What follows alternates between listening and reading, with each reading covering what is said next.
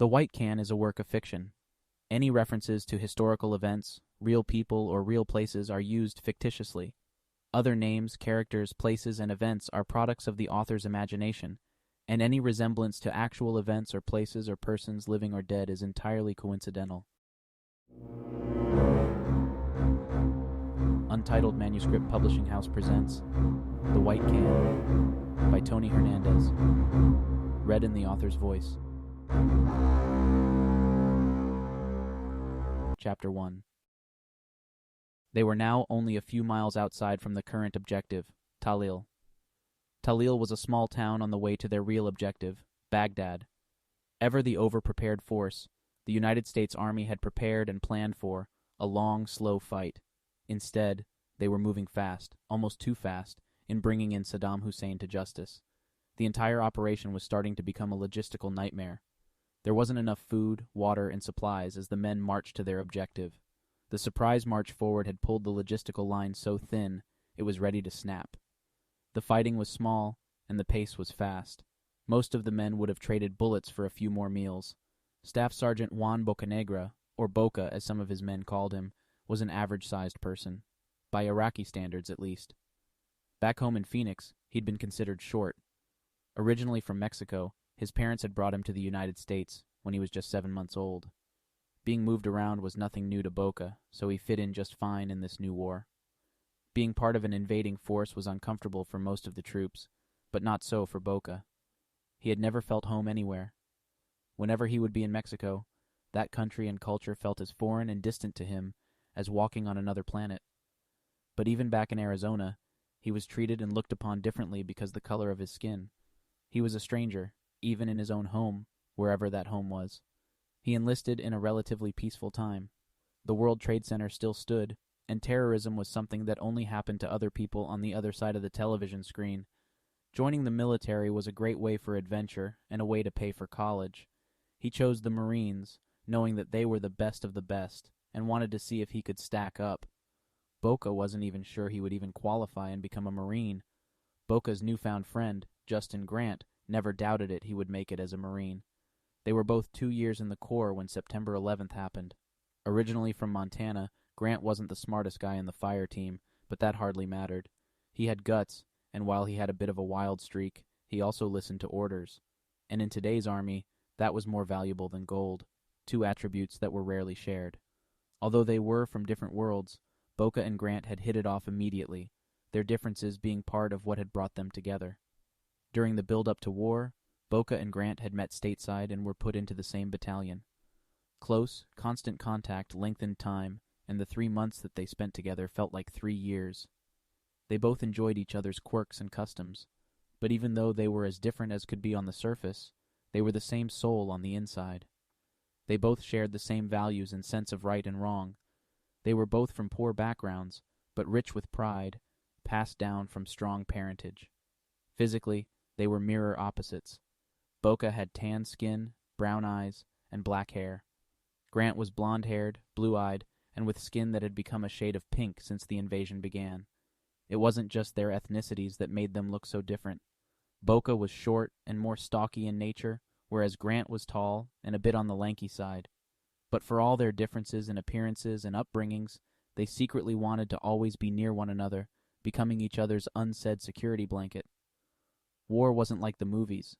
There was no taking the hill or hand-to-hand combat. It was one long waiting game of sitting around and doing nothing. War was a government operation after all, and governments were good at two things, killing and doing nothing. That was why governments had always excelled at war. The vehicles they were riding in weren't really moving as much as they were starting and stopping over and over again. One of the highest priorities for the convoy was to make sure they weren't driving over landmines. A vehicle at the vanguard, called a miklik, would shoot an explosive line about 100 yards. The line would then blow, creating a safe route to travel on. The convoy would move up 100 yards, stop, prepare another line, and then shoot. The process was repeated ad nauseum. At times, the U.S. Army moved into battle with all the speed and stealth of an elderly elephant. It was slow, but it was safe, in theory at least. While the obvious drawback of going in guns a-blazing was having yourself exposed, it would have provided speed and surprise. On the other hand, entering more cautiously, like they were now, gave the enemy more time to prepare for the incoming attack. It was a no-win situation either way. By the time the men arrived to one of their objectives, many of the men were already exhausted from the waiting alone. But get there they did, and they eventually made it to the outskirts of Tallil. It was a fortified village, with walls that weren't high, but weren't scalable either. 5 mics, the radio said, coming to life, signaling that they would be moving in 5 minutes. The order was repeated several times, becoming a countdown. The air inside the transport was oddly cold, the batteries working overtime to keep the men cool. Everyone had their rifles at the ready, and were crouched the same. Boca put one hand on the man's shoulder in front of him, and the man behind him did the same. As they waited inside their armored transport, Boca heard the sound of screaming metal as it was being bent.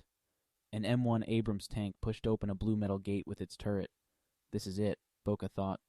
The rear hatch didn't open as much as it fell. Boca and the men flowed out of the transport, eyes and fingers at the ready. The hatch was facing away from the village, so there wasn't a large chance that they would get shot at as they debarked, but there still was a chance. Boca had thought that the inside of the transport was bright, but he was quickly corrected when the hatch opened.